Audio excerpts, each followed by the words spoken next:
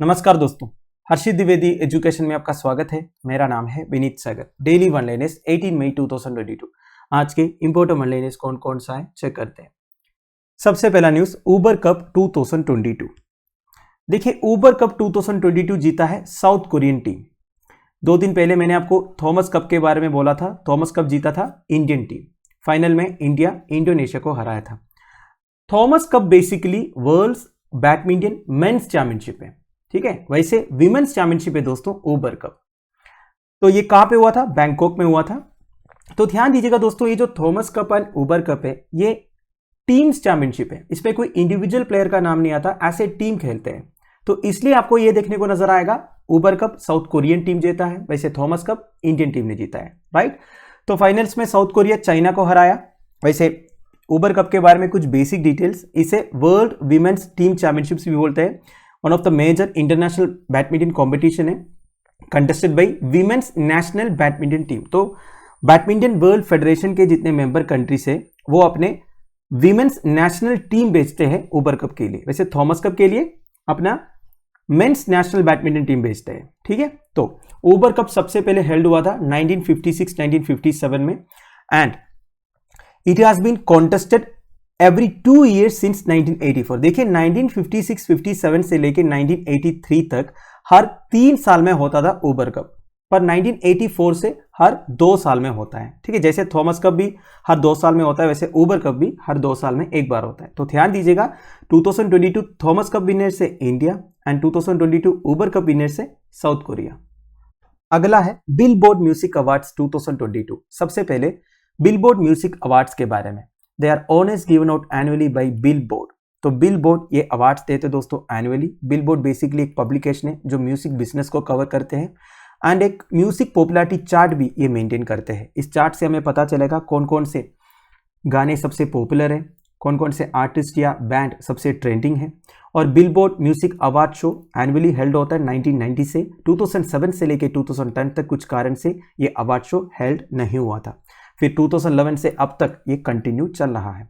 वैसे billboard music awards में दोस्तों काफ़ी सारे कैटेगरीज में अवार्ड्स दिए जाते हैं। तो इस साल सबसे ज़्यादा अवार्ड्स मिला है कोरियन पॉप ग्रुप BTS को। जितने भी म्यूजिक लवर्स हैं उन्हें तो BTS के बारे में मालूम होगा, आप यूट्यूब में भी सर्च कर सकते हो। इनके काफ़ी अच्छे अच्छे गाने हैं दोस्तों, जिनका व्यूज़ भी तगड़ा है। वैसे BTS को बैंगटैन बॉयज भी बोलते हैं। It is a south Korean boy band that was formed in 2010। तो 2010 में ये बॉय बैंड फॉर्म हुआ था। इसमें टोटल 7 मेंबर्स है, सारे बॉयज है, कोई गर्ल्स नहीं है। इनका डेब्यू शो 2013 में हुआ था अंडर बिग हिट एंटरटेनमेंट। तो बिग हिट एंटरटेनमेंट के अंडर ये परफॉर्म करते हैं। सो अब तक BTS को 12 बिलबोर्ड म्यूजिक अवार्ड्स मिल चुका है। अगला है रामगढ़ विजदारी सैंक्चुरी। रामगढ़ विजदारी सैंक्चुरी इन राजस्थान को इंडिया 52nd टाइगर रिजर्व करके नोटिफाई किया है by the ministry of environment, forest and climate change. ये राजस्थान का 4th टाइगर रिजर्व है दोस्तों, after Ranthambore, Sariska and Mukundra. Now national tiger conservation authority पहले ही अप्रूवल दिया था रामगढ़ विजदारी वाइल्ड लाइफ सेंचुरी को टाइगर रिजर्व बनाने के लिए लास्ट ईयर जुलाई 5 को। ये न्यूज हमने कवर भी किया था। अब जाके ये ऑफिशियल हो चुका है दोस्तों, यूनियन मिनिस्ट्री का नोटिफिकेशन भी आ गया। Now the newly notified tiger reserve includes the tiger habitat between Ranthambore tiger reserve in the north east and Mukundra hills tiger reserve on the southern side. देखिए दोस्तों, ये मैप से आपको पता चल जाएगा, ये जो रामगढ़ टाइगर रिजर्व है इनके नॉर्थ ईस्ट में आपको रणथंभौर टाइगर रिजर्व जोन का भी कुछ एरियाज मिलेगा एंड साउथर्न साइड में बेसिकली दोस्तों मुकुंदरा टाइगर रिजर्व का भी कुछ एरियाज है। तो ये दोनों टाइगर रिजर्व के बीच में है दोस्तों बेसिकली रामगढ़ विजदारी टाइगर रिजर्व। वैसे इस टाइगर रिजर्व के अंदर ऐसे कई सारे एरियाज है दोस्तों जो एजुकेशन एंड रिसर्च के लिए इंपॉर्टेंट है। For example historic and cultural sites like Bhimlat, Ramgarh palace etcetera. और देखिए कौन कौन सा और वाइल्ड एनिमल्स है इस टाइगर रिजर्व में। Indian wolf, leopard, striped hyena, sloth bear, golden jackal, chinkara, nilgai, fox etcetera etcetera. अगला है world's top remittance recipient. One of the important news है दोस्तों आज का। क्या होता है दोस्तों रेमिटेंस? देखिए इंडिया के बाहर काफी सारे लोग काम करते हैं, जब वो पैसे भेजते इंडिया में उसे रेमिटेंस आप बोल सकते हो। ऑब्वियसली वो फॉरेन करेंसीज होगा, है कि नहीं। नाउ ये जो बाहर से पैसे आते हैं ना दोस्तों इंडिया में, वो हमारा ग्रोस नेशनल प्रोडक्ट में काउंट होता है, ये भी आप ध्यान दीजिएगा।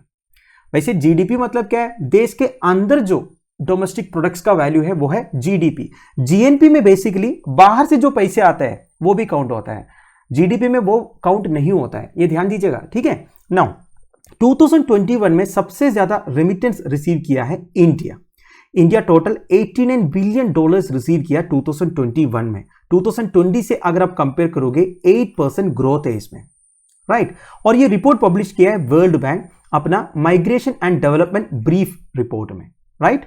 Now top 6 remittance recipient countries कौन कौन सा है? सबसे ऊपर है इंडिया, फिर मेक्सिको, फिर चाइना, फिर फिलीपींस, फिर इजिप्ट, पाकिस्तान एंड बांग्लादेश। तो देखिए पिछले साल सेकंड पोजीशन में चाइना था, पर चाइना को ओवरटेक किया है मेक्सिको, अब सेकंड पोजीशन में है। However among the 8 South Asian nations, Bangladesh laid claim to the third highest remittance inflow after India and Pakistan.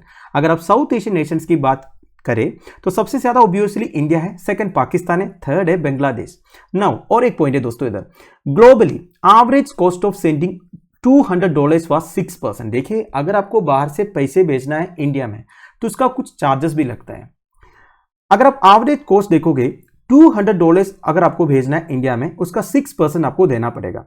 वैसे साउथ एशिया में अगर आपको पैसे भेजना है उसका एवरेज केवल 4.3% है, ग्लोबल एवरेज 6% है, पर साउथ एशिया में सबसे चीपेस्ट है। अगर बाहर से आपको साउथ एशियन कंट्रीज में पैसे भेजना है तो केवल 4.3% देना है। सबसे एक्सपेंसिव कहां पे है? अगर आप सब सहारन अफ्रीका में पैसे भेजते हो 7.8% देना पड़ेगा, ठीक है। नाउ 2021 में remittance inflows grew 6.9% in South Asia. Very important statement, इस तरह का स्टेटमेंट आपसे स्टेटमेंट टाइप का क्वेश्चन में पूछ भी सकता है, ठीक है। तो 2021 में हमारा जो रेमिटेंस है 6.9% इंक्रीज हुआ है। मैं साउथ एशिया की बात कर रहा हूं। और एक इंपॉर्टेंट इंफॉर्मेशन ये है दोस्तों, इंडियन स्टेट्स में सबसे ज्यादा रेमिटेंस रिसीव करता है केरला। टोटल रेमिटेंस में करीब 18% केरला स्टेट अकेला रिसीव करता है, क्योंकि केरला से कई सारे लोग जो है मिडिल ईस्ट कंट्रीज में जाके काम करते हैं।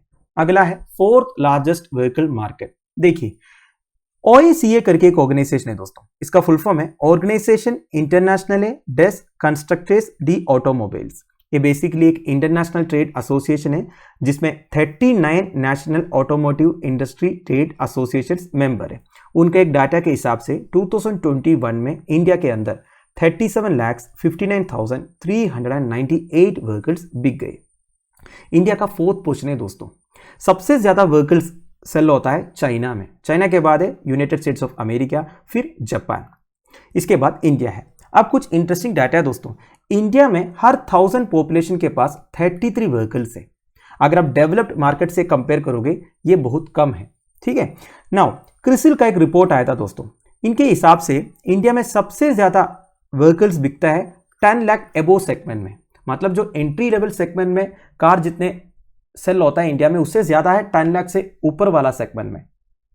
इससे पहले 2019 में भी इंडिया का फोर्थ पोजीशन ही था, और 2025 तक ऐसा लग रहा है इंडिया थर्ड लार्जेस्ट मार्केट बन जाएंगे। Final news, Elizabeth born. Recently France में प्रेसिडेंशियल इलेक्शंस कंडक्ट हुआ था, अब सबको पता ही होगा इमैनुअल मैक्रोन ही जीते थे। तो करंट प्रेसिडेंट इमैनुअल मैक्रोन अपना लेबर मिनिस्टर एलिजाबेथ बॉर्न को नेम किया है as his new prime minister. So France में पिछले 30 साल से कोई वुमेन प्राइम मिनिस्टर नहीं रहा है, तो Elizabeth Borne will be the first woman to head the French government in over 30 years. और देखिए फ्रांस का पार्लियामेंट का नाम क्या है दोस्तों? That is also important, national assembly. और आपको फ्रेंच रेवोल्यूशन के बारे में पता ही है, फ्रेंच रेवोल्यूशन के टाइम पर जो थर्ड एस्टेट था, third estate of estate general, उन्होंने ही नेशनल असेंबली फॉर्म किया था। तो दोस्तों that's end of it. I hope आपको वीडियो इंफॉर्मेटिव लगा होगा। लेक्चर की पीडीएफ एज यूजुअल आपको टेलीग्राम चैनल में मिल जाएगा, जिसका लिंक नीचे प्रोवाइडेड है। Thank you for watching, bye bye, have a nice day.